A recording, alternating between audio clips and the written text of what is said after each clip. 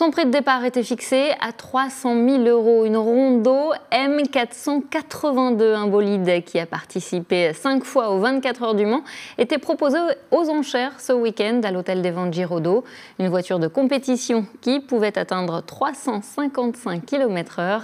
Alors les connaisseurs ont-ils fait monter les enchères? La réponse dans ce reportage de Florent Clavel. 305 000. 310 000. De 300 km/h sur la piste à 300 000 € aux enchères. 40 ans après sa première course, la Rondo M482 fait de nouveau grimper les compteurs et tourner les têtes. C'est une voiture assez mythique. Vous trouvez qu'elle est bien partie ou... Oui, elle est bien partie, une belle somme. Dans les années 80, le bolide a participé à 5 reprises aux 24 heures du Mans. Alors, à 2 mois du centenaire de la mythique course d'endurance, le prototype conçu et piloté par le Français Jean Rondeau fait vibrer les passionnés. J'ai vu cette voiture-là courir en 82. J'étais en commissaire dans la ligne droite d'Inaudière.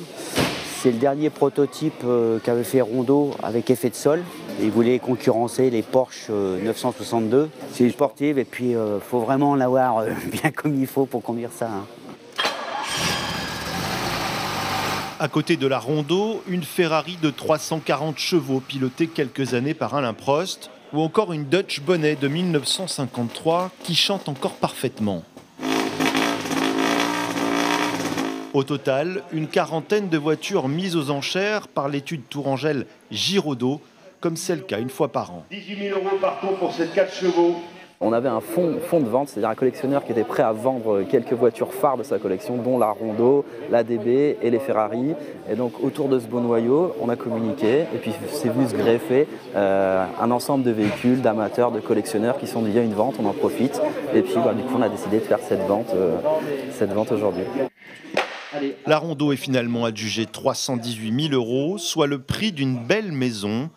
Un acheteur tourangeau, passionné forcément.